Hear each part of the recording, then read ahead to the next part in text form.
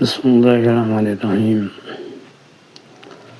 عبداللہ بن سبا کو ایک طرف تو اسلام سے مخالفت تھی، دوسری طرف اس کو حضرت عثمان غنی رضی اللہ عنہ سے خاص ذاتی عداوت تھی، اور حضرت عثمان غنی رضی اللہ عنہ سے کوئی انتقام یا بدلہ لینے کا خواہش مند تھا۔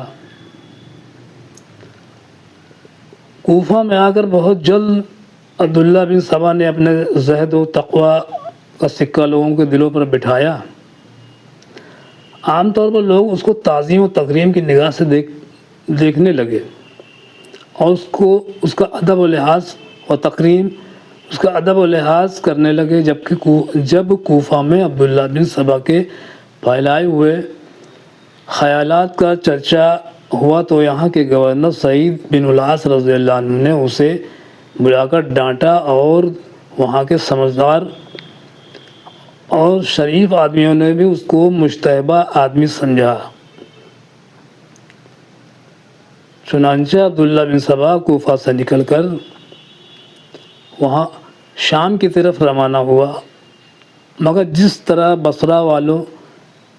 بصرہ میں وہ اپنی جماعت چھوڑ آیا تھا، اسی طرح کوفہ میں بھی اس نے اپنی ایک زبردست جماعت چھوڑی، جس میں مالک اشتر وغیرہ مذکورہ والا اشخاص اور ان کے احباب اور اقارب تعلق رشتہ دار جان پہچان اور دوست احباب زیادہ تر شامل تھے۔ کوفہ سے وہ شام یعنی دمشق میں پہنچا تو یہاں بھی اس کی دال زیادہ نہ گلی، اور جلد ہی اسے یہاں سے شہر بدر ہونا پڑا۔ عبداللہ بن سبا کی عداوت حضرت عثمان غنی رضی اللہ عنہ اور بنو امیہ سے دم بدم ترقی کر رہی تھی، اور ہر جلا وطنی اس کے لیے ایک نیا میدان اور نیا موقع کامیابی کا پیدا کر دیتی تھی۔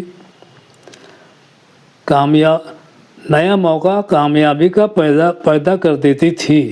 شام سے روانہ ہو کر وہ سیدھا مصر پہنچا۔ وہاں کے گورنر عبداللہ بن سعد تھے۔ مصر میں عبداللہ بن سبا نے اپنے سابقہ پچھلے تجربہ سے فائدہ اٹھا کر زیادہ احتیاط اور زیادہ گہرے پن کے ساتھ کام کرنا شروع کیا۔ یہاں اس نے اپنی خفیہ سوسائٹی کا مکمل نظام مرتب کیا، اور محبت اور اہل بیت اور حمایت علی رضی اللہ عنہ کے اظہار کو خاص الخاص ذریعہ کامیابی کا بنایا۔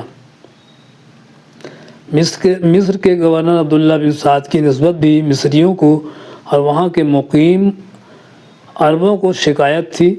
عبداللہ بن سعد کو